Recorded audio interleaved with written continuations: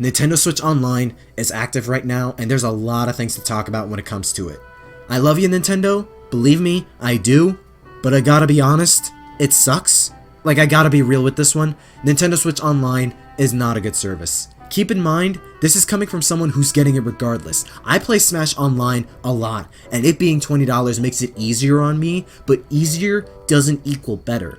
So many people keep pulling up the price card and how cheap it is, when almost every complaint regarding Nintendo Switch Online have absolutely nothing to do with the price. There's a thing called value, a basic and important factor when it comes to business and marketing, which certain people are continuously taking for granted when they don't get why other people don't like this service.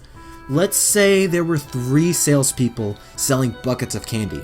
2 of them were selling large buckets of Starburst, Skittles, M&Ms, and other types of candy for $15, while the other one is selling a medium-sized bucket filled with only candy corn and Peeps, only for $5. Despite everyone having a different perception of value, 9 times out of 10, people are going to go for the $15 candy buckets than the cheap option because it's offering more, and what it's offering is good. No one buys tickets to go on vacation, whether at a resort, cruise, or whatever type of vacation, because it's just cheap. People buy them because of what the vacation offers. No one automatically goes to the cheapest college on earth because of its price, but they check the location, if it supports your profession, goes towards your degree, the atmosphere, the clubs, etc. They're looking at whether or not what's being given with this service justifies the price, because before, Nintendo's Online was free. Assume for argument's sake that half the Switch's user base, 10 million users or so, bought the service, and it may cost $20 to you and me, but if half the install base buys the online yearly, Nintendo's getting $200 million for basically doing almost nothing. Then there are those who twist those issues and complaints into incessant whining. Are we not allowed to want a service to be better? Are we banned from providing criticism for a service we want to be better, especially those like me who are going to be paying for it regardless? There's already reports of servers still crashing in Splatoon 2 and the NES games being unplayable online. Even the NES service crashing because of too many people buying the service and Nintendo having to decline payments for a couple hours. That's not a good sign for a free service that's now being paid. Messaging, a simple messaging service, doesn't cost a dime, yet that's not even on the Switch. Discord offered twice to integrate voice chat within the system, and Nintendo said no. Cloud saves are coming, but they aren't possible across every game like Splatoon 2 or Pokemon Let's Go.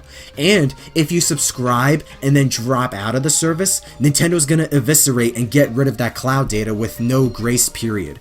Punishing consumers for not paying? Not even gonna keep the saves on the service even when you back out like PlayStation or Xbox do? That's ridiculous.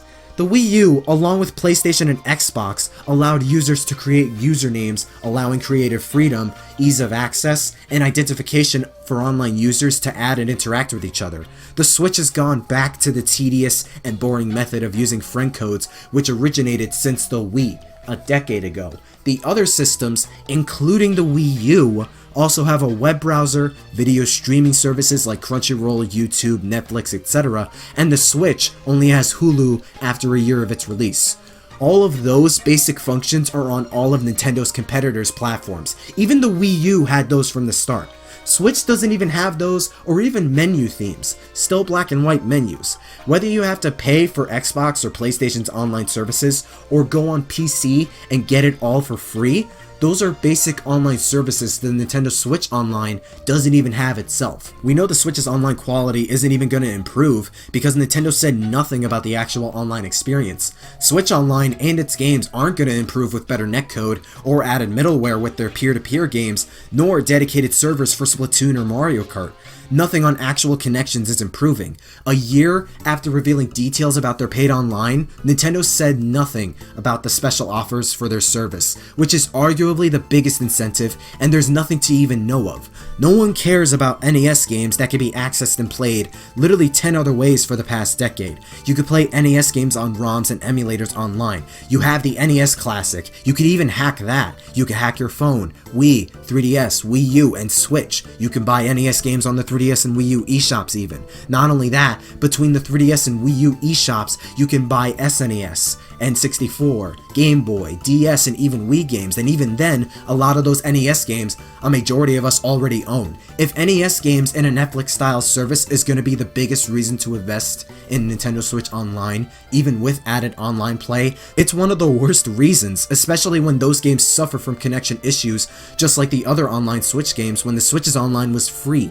The Switch app is complete garbage and redundant when Discord and Skype exist. How are you going to turn down Discord's offer to adding integrated voice chat on the Switch? It's such a basic feature that would not only benefit your service greatly, Fortnite already has integrated voice chat on the Switch, so it's not like you can't do it.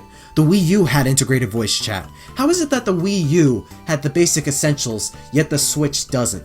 The service needs a lot more for people to put down that $20. It's clear a majority of fans and speakers are against the online. $20 doesn't automatically change the quality of the service, which has been subpar most of the time. It was acceptable before because it was free, but now that we're paying for practically nothing being done, changed, or improved, it's easy to get why this online service has been riddled with backlash. We're not even asking for it to be just like PlayStation or Xbox and worth $50. We just want the service to be good.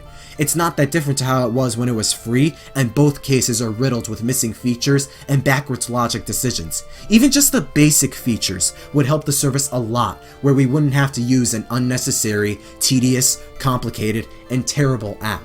Give us basic messaging. The Switch is more than capable of that and would greatly improve communication. Give us native voice chat. Fortnite has it. It's exactly what consumers want. Doesn't matter if you're afraid of kids cursing or people spreading vanity when it's a basic feature that's practically everywhere, especially when the Wii U had it. Make cloud saves possible across every game, or at the very least as many as possible. Pokemon makes a little sense, but there's no excuse for Splatoon 2 being incompatible, and it's still a lot of data and hours spent on both games that's being unprotected. Give people a grace period like PlayStation Plus does, allowing 6 months for cloud saves to remain intact for some time.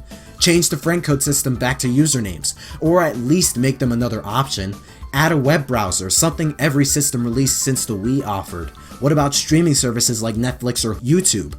Are those coming anytime soon? The more important updates that should be made, however, improve and update the netcode for your online games. Some games use middleware to provide a near lagless experience. Same could apply for Switch games. Most games on the Switch are centered around small data exchanges that were built mainly for peer-to-peer connections. The least you could do is improve said peer-to-peer connections by updating the netcode and invest in middleware. Add dedicated servers to the bigger, more complex games like Splatoon and Mario Kart. Between the servers, netcode, and investing in middleware for extra insurance, it helped provide a better online experience for a lot of people all around.